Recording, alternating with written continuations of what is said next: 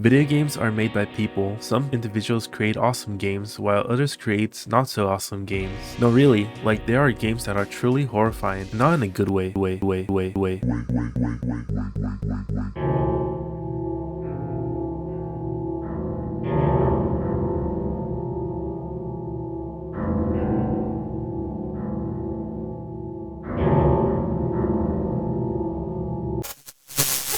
Demonophobia was made in February 2008 by a developer called 237. There's very little information about this developer. It is part of the mystery within the demonophobia lore. The only thing the internet knows is that the developer is Japanese. Many websites claims that the developer is Korean, but if you look at the name of the main protagonist, you can see that the name is actually a Japanese name instead of a Korean one. 237 created demonophobia along with xenophobia, which was later on cancelled. This is the only information that the public knows about this developer. As of right now, 237 is off the grid. Unfortunately, there is no answer as to why 237 disappeared from the internet and why the game was created in the first place. Maybe the content within the game will show why a person might want to dissociate from their creation. With that said, let's dive into demonophobia.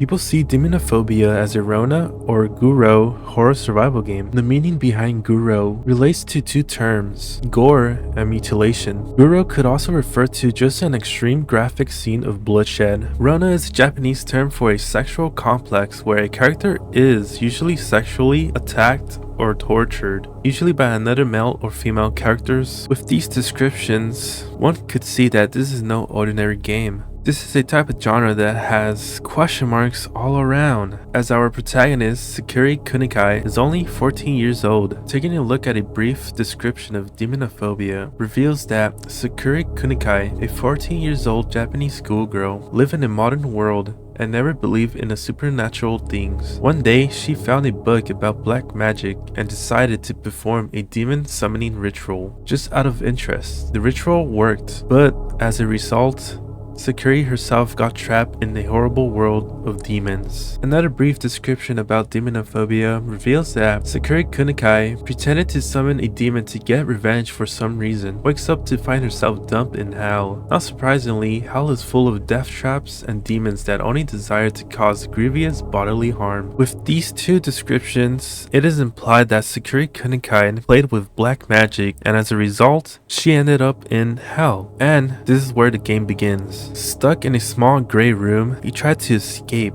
The game features a bunch of death traps and demons that only desire to hurt our protagonist. The death scenes within this game is extremely violent and gory. There are many ways where Sakura Kunikai could experience death, and let's just say it's not a pleasant experience. Some examples include being torn into pieces by a trap, being pierced by a sharp object, being crushed to death, being burned alive, head decapitation, and etc. These are only a few of many multiple deaths that Sakura could experience. And what's extremely terrifying about this is that this is only the surface level of the torment that our protagonists experience. The list goes on. Apparently there are multiple boss battles which Sakura Kunikai needs to survive. The first boss battle you encounter is a very tall red demon. One of many ways Sakura Kunikai can meet her demise is by a laser beam. The monster uses a laser beam within the last 20 seconds, in which our protagonists need to stay alive for 40 seconds within a small space and survive. The second way where Sakura could die is by strangulation. The monster strangles Sakura once he gets a hold of her. And lastly, if you take too much damage, Sakura just falls to the ground and perish. There are 7 levels within the game. As you progress through the levels, each level becomes more depraved,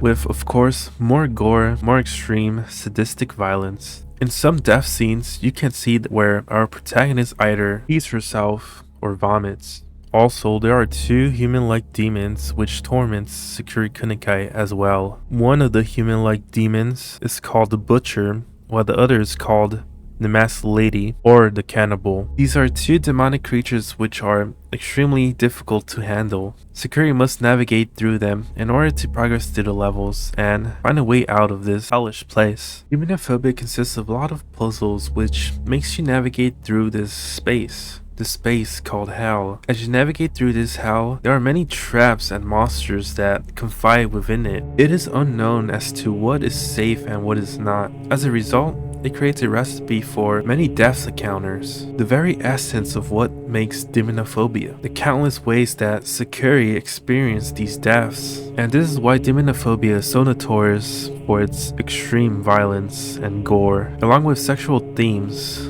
And it's the reason why many people want an interview with the developer 237. What makes a person create such a horrific game? What was the mental state of 237 when creating demonophobia? What was the inspiration? Why create this game? So many questions left unanswered. Unfortunately, it seems that we will never know, as 237 disappeared from the internet and left us with demonophobia.